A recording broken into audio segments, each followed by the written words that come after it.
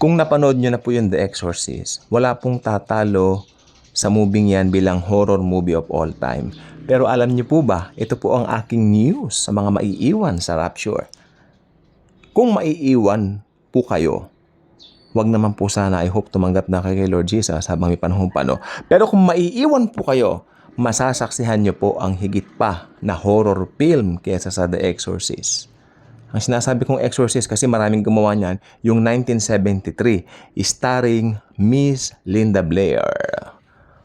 Sabi ko po, masasaksihan nyo ang isang higit pa nakahindik-hindik at nakakatakot na horror. Hindi po pelikula, kundi masasaksihan ng inyong mga mata.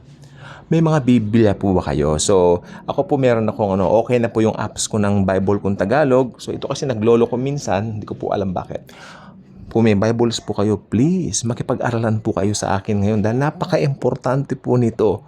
Actually, isa po ito sa pinaka dapat nating pag-aralan para ang mga tao ay magdesisyon na kay Jesus. Na hindi nila hintayin na maiwan sila at mangyari sa kanila ang lahat nga ng ito. Okay. Biblia. Meron na po, okay. Turn with me to Revelation, or should I say, pahayag po ito, Tagalog eh. Pahayag chapter 13. Mag-uumpisa po tayo sa verse 3. Okay, kasi ito po yung konteksto po nito. Hindi ko po alam kung hanggang saan, no? Dahil more on study po tayo ngayon. Nag-aaral po tayo. Okay. Ito pong mangyayari. Pero bago ko po basahin yung talata, alam ninyo, ganito po ang mangyayari during the tribulation. Hindi ba na-rapture tayo? Tayo mga born-again Christians. Ni-rapture tayo ni Jesus. So, nasa heaven na po tayo. So, ang Antikristo, lalabas siyang pogi points. Dahil, sa pagkalito ng mga tao, kasi malilito yung mga tao, what happened to them? Ano ang nangyari sa mga, praise the Lord, hallelujah, kanilang ganon. Tapos, biglang may lalabas sa eksena. Isang lalaking napaka-karinyoso. Yung karisma niya. Karinyosong magsalita. Ibig sabihin, marami siyang mapapasunod dahil ang ganda niyang manalita. Itong sasabihin niya, wag niyo na pong isipin yung mga praise the Lord, hallelujah na yan. Kinuha po sila ng mga alien. Ayun. Pero sa kabila niyan, makikita siya ng mga taong naiwan sa rapture. Makikita nila, meron itong katangian na kakaiba. Parang meron siyang something na hindi nila mapaliwanag. Ayan na po. Alam niyo kung sino yon? Si Satanas. Nasa likod niya si Satan. Yun ang nagpapagalaw sa kanya. Kasi puppet lang naman siya ni Satanas kung tutuusin. Okay. Then right after that, okay, yung mga Hudyo, bibilib din sa kanya. Ang tagal na nating ninanais ang ating third temple. So ito na makakatulong sa atin. Then, makinig pong mabuti, importante po to, lalapitan nila yung lalaking yan na kung tawagin ay Antikristo. Hindi nila alam dahil tayo lang nakakaalam yan, tayo mga born-again Christians, di ba? Pwede po ba tulungan ninyo kami na matayo ang third temple? Ay, opo! Wow! Very friendly, Naka-smile lagi. Sabi ko nga po, karinyosong magsalita sa mga tao. Malakas ang karisma sa mga tao and all that. You know what? Mamamangha ang mga tao sa kanya. At ang mga Hudyo, hindi ganun kadaling mamangha.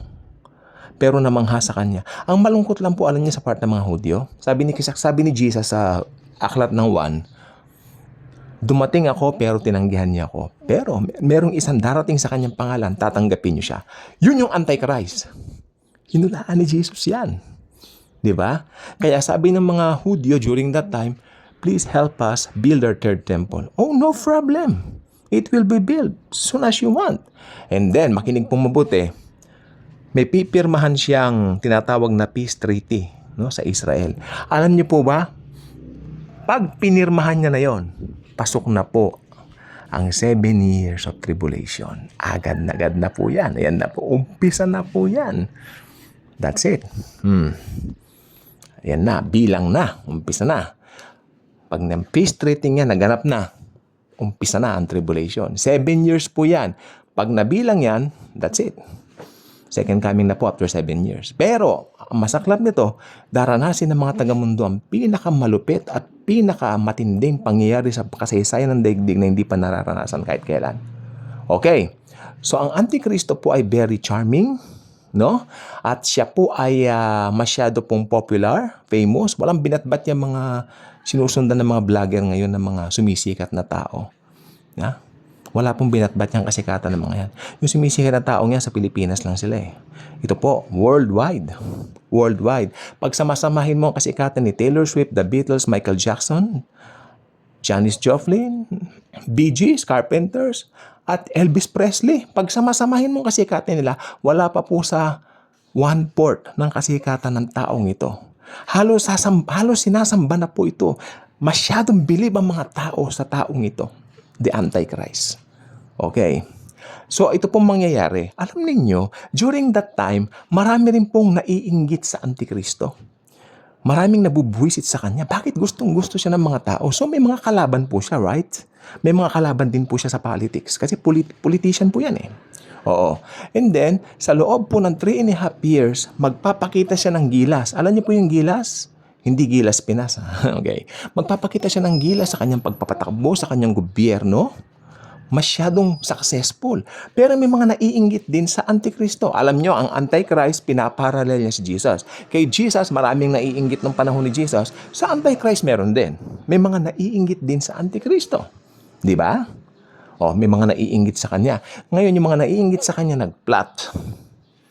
Nagplot na patayin ang Antikristo.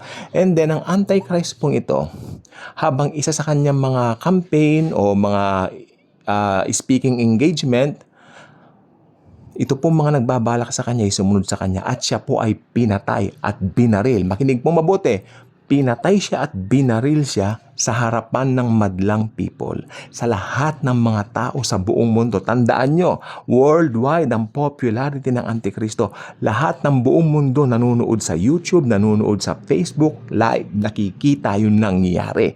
Nakita ng buong daigdig ang kanyang pagkamatay. Eto, pasok na po tayo sa verse natin. May verse po tayo. Kaya nagpakuha ko ng Biblia sa inyo, hindi po ba? Pahayag 13. Okay? Tagalog po ito. Umpisa po tayo sa 3. And then, wala na po akong babanggitin mga talata. Diretso tayo. Okay. Saan na ba ako? Okay. Umpisan ko po sa verse 3. Ang isa sa mga ulo ng halimaw ay parang may sugat na halos ikamatay nito. Ngunit ito'y gumaling. Namangha ang buong daigdig sa nangyaring ito. Makinig namangha ang buong daigdig sa nangyaring ito. At nagsisunod sila sa halimaw. Verse 3 lang po tayo muna mag-focus. Okay? Kung medyo bitin tayo rito, gagawa ako ng panibagong video regarding this. Kasi mahalaga po ito. Okay. Ang halimaw po, ang sabi ng Biblia, okay, ang halimaw ay parang may sugat na halos ikamatay. Actually, namatay po talaga. Na halos ikamatay. Ibig sabihin po, kasi ito po hula. Pero yung nangyari po talagang mamamatay siya. At ang sabi po rito, namangha ang buong daigdig sa nangyaring ito. Okay? Kasi, ba't namangha ang buong daigdig? Kasi gumaling. Ito po ang gusto ko sabihin sa inyo. Makinig pong mabuti. Ang Antikristo po ay namatay, hindi ba? Pero after 3 days, babangon po siya sa kanyang burol, sa kanyang lamay. Babangon siya. Ha, ha, ha, ha, ha, ha, ha. Yun ang daig pa ang horror film. Daig pa ang horror film. Makinig pong mabuti, sa kanyang pagbangon, taglay niya ng kapangyarihan na Satanas. At alam niyo po ba kung kailan po tumiming yung pagbangon niya? After 3.5 years. Natapos niya na yung pogi points niya ng first 3.5 years. And then, tung 3.5 years, bumangon siya. Ha, ha, ha, ha, ha. Nakita yan ng buong mundo at sabi ng banal na kasulatan ng Biblia, namangha ang buong daigdig sa nangyaring ito at nagsisunod sila sa halimaw. Okay. Nagsisunod sila sa halimaw. Finalo nila ngayon sa kanilang Instagram lahat. Halos lahat na nakapollow, nakasubscribe sa halimaw. May mga Facebook siya, may mga YouTube siya, may mga content siya, no? Ayan, pinahalo na nila. Ibig sabihin, pinahalo na nila sa YouTube. Ayan. Ayan na. At ang halimaw na ito, makinig pong mabuti. Si halimaw, si halimaw po ngayon ay iba na. Kasi yung kapangyarihan po ni Satanas naka-indwell na sa kanya. Siya po ay nakita nilang namatay. Di ba, binaril? Nakita rin nilang bumangon, nag-resurrect. Daig pa ang The Exorcist. Horror talaga. At ang gagawin ng Antikristong ito ay pupunta po siya sa Jerusalem. Bigla siyang papasok sa templo. Itigil ang mga pagsakripisyo. My Lord, that's it. Nakakakilabot po. Mapapanik siya sa pinakamataas na pwesto doon. Ito po yung Holy of Holies. At sasabihin niya, ako ang Diyos. I am the God Almighty. Worship me. That's it. Pero syempre, alam niyo mga Hudyo, pro-God yan kahit papaano. Kahit hindi nila kinikilala si Jesus, naniniwala sila sa God. Ang pangalan, YHW, Yahweh. So, hindi nila pwedeng anuhin yung halimaw na yan. So, doon lang po magkakaroon na po ng division. Itong mga naiwan na Hudyong ito, maghahanap na po ng katotohanan. Kaya may mga maboborn again po during that time. Makakakilala na kay Jesus Christ. Yung iba namang mga hentil na iba natakot dun sa pagkabuhay. Hindi po ako naniniwala lahat na mga Naniniwala po ako iba natakot. Hoy, demonyo, kanya na siguro. Magtatago na po sila. Pero ito po, tignan niyo pong nangyari. Sa 4, sinamba ng lahat ng tao ang dragon sapagkat ibinigay nito ang kanyang kapangyarihan sa halimaw. Yung dragon po si Satanas. Sinamba ng lahat Sinamba ng lahat ng tao ang dragon sapagkat ibinigay nito ang kanyang kapangyarihan sa halimaw. Sinamba rin nila ang halimaw, yung demonyo, yung Antikristo. Sino ang makakatulad? Oh my Lord. Sino ang makakatulad sa halimaw? Sabi nila. Sino ang makakalaban sa kanya? Sabi pa nila. So, parang talagang bilib na sila dun sa Antikristo. Alam niyo po kung bakit? Kasi nga, ang tao meron po siyang to see is to believe. Pero sabi ni Jesus Christ kay Thomas, naniniwala ka ba kasi nakita mo ako? Mapalad ang mga hindi nakakita sa akin, ngunit naniniwala. Pero ang mga tao, sorry kayo, ang mga tao to see is to believe. So, ito po ngayon na nangyari. 5. Pinahintulutang magyabang ang halimaw. 5 po ito pinahintulutang magyabang ang halimaw, manlait sa Diyos at maghari sa loob ng 42 buwan. 42 buwan. 42 buwan. Again, 42 buwan. 3.5 years. Ito na po yung, makinig po mabuti, ito na po yung last 3.5 years. Ito na po yung Great Tribulation. Di ba kayo nangingilabot dyan? Kaya kung hindi pa kayo believer ni Jesus, please lang, magdesisyon na kayo. Makinig, 6 na po tayo, dito po sa verse 6. Nilait nga niya ang Panginoon, ang pangalan ng Diyos, ang tahanan ng Panginoon at ang lahat na nakatira doon. Ito po yung tinatawag na abomination of desolation. Ito po yung kalapastangan ng walang pangalawa. Paano po niya nilait? Sabi ko nga po kanina, pumanik siya sa pinakarurok. Ito po kasi yung Holy of Holies. Then sumigaw siya, I am God Almighty. Worship me. I demand worship from all of you. OMG. Ako yung nangingilabot, Okay. Iba kasi pag Biblia Tagalog, Pilipino tayo Mostly I read this from English, but of course, nakakatakot din. Ba't iba talaga ang dating pag Pilipino version? I love this. Maganda po itong app na ito. 7. Makinig.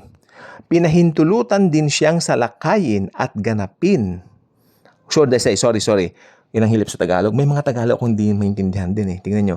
Pinahintulutan din siyang salakayin at gapiin. Gapiin parang talunin ba yun? Tama ba? Pinahintulutan din siyang salakayin at gapiin. Tama yung pronunciation ko? Gapiin ang mga hinirang ng Diyos.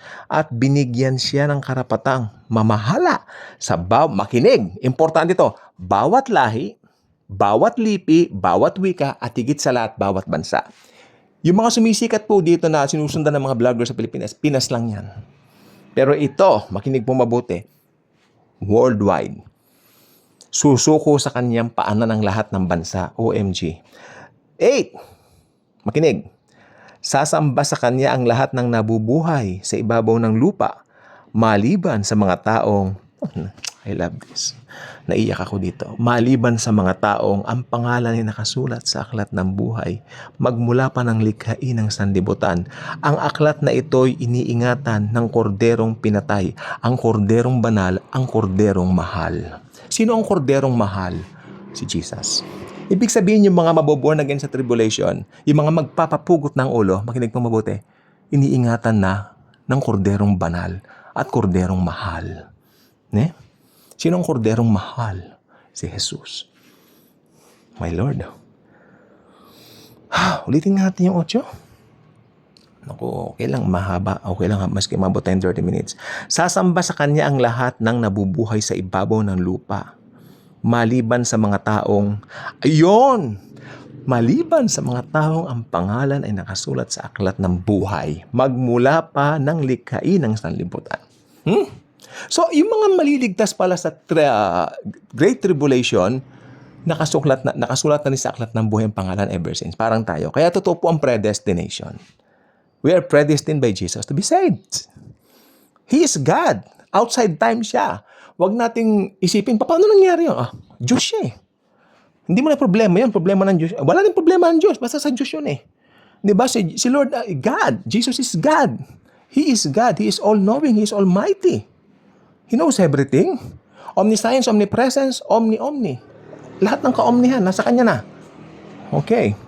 9, ang lahat ng mga may Alam niyo po ba, pag sinasabi ng Bible, especially ni John dito sa Revelation, ang lahat, sinasabi rin ito ni Kristo, di ba, ni Jesus? Ang lahat ng may pandinig ay makinig. Ibig sabihin, bigyan mo ito ng tuon ng pansin. Pero ako itong 9, nakalagay, ang lahat ng may pandinig ay makinig. Mas maganda po pag may Bible kayo while, you know what? While studying this. Kung nagustuhan niyo po ito, ulit-ulit niyo itong video. No? Pero sana pag inulit yung video, may Bible po kayo with you. Ha? Para mas maganda po. Exciting. Ano po? Ang lahat ng may pandinig ay makinig. Pag sinasabi, makinig po mabuti sa akin, no? Pag sinasabi ng Bible yan, merong special revelation na contain ang mga susunod na talata. At napaka-importante po niyan. At isa po sa mga sinasabi diyan ngayon na revelation sa akin ay, personal revelation sa akin, yung mga hindi pa nakakakilala kay Jesus ngayon, please lang, tumanggap na kayo kay Jesus. Receive Him as your personal Lord and Savior unless makakasama kayo dito. Nakakakilabot, nakakatakot po yung horror na yan. 10. Ang sino mang itinakdang mabihag ay mabibihag nga. Ang itinakdang mamatay sa digmaan ay sa digmaan nga mamamatay. Kaya't kailangan magpakatatag at maging tapat ang mga hinirang ng Diyos. Ito po yung mga tribulation saints. Kasi may mga mamamatay na tribulation saints. Papatayin sa pamamagitan ng, alam mo na yun, pugot. Ang pugot po isang covenant. Ang pugot po ay grace. Ha? Huwag niyo sabihin walang grace. May grace din po doon. 11. At nakita ko, ito pa. Hindi ko alam kung susunod na ito. Pero sige, pahapyawan ko kayo. Itutuloy natin to na mga kaibigan. Masyado mahaba. 20 minutos lang gusto ko eh. Para mas ma-absorb nyo. Hindi ako gumagawa ng mahabang episodes kasi useless. Mas gusto ko yung maski maikli lang na ano nyo. Anong tawag doon? Na-absorb ninyo, no? So, titigil lang po ako sa 11 Kung medyo I feel free to record ng another vlog, an episode, gagawin ko po, ne. Pero hanggang 11 lang tayo ngayon. Tungkol to sa halimaw. At nakita ko ang isa pang halimaw na lumitaw sa lupa. Pero mapapaliwanag ko sa inyo itong lupa ngayon tsaka yung dagat, ne. At nakita ko ang isa pang halimaw na lumitaw sa lupa. May 2 sungay ito na tulad ng mga sungay ng isang batang tupa. Ngunit ang kanyang tinig ay parang tinig ng dragon. So meron pa pala ng isang halimaw din eh. Lumitaw po siya sa lupa. Pag lupa po, makinig po, 2 halimaw yan eh. Isang halimaw galing sa dagat at isang halimaw galing sa lupa. At sa Biblia po, especially sa Old Testament, pag sinasabing lupa, tumutukoy sa lupa, lupang pangako, lupang Israel, bansang Israel. So, ito po sinasabi sa 11 na halimaw na nalilitaw ay manggagaling po sa Israel. Ito po yung false prophet. Ha? Ito po yung false prophet. Ngayon, yung isang halimaw, lumitaw galing sa sea. Sa dagat, no eh? Yun po yung Antichrist. Ibig sabihin po, lumitaw siya sa dagat, ibig sabihin, foreigner siya. hentil siya. Kaya sa dagat siya galing. Kasi meron kami ditong Bible story, no? Yung mga bata pa po kami, nagtatakutan kami. Doon sa Bible story na yun, merong drawing ng halimaw sa sea. Pinapanakot ko sa kapatid ko ng maliit. Yan ang gagawin ng halimaw. Yung pala yan, nung naging nangangaral na ako ng Word of God, ito pala ako. Natawa ako ng konti. So, ipuputulin muna natin dito. Masyado pong mahaba. Ano po? Okay, sige. I hope natuto po tayo, including me, ha? Ako, maski matagal ko na pong alam itong mga ito, alam niyo po ba natututo po ako? Karangalan po maglingkod sa inyo sa pangalan ni Jesus. Bye-bye.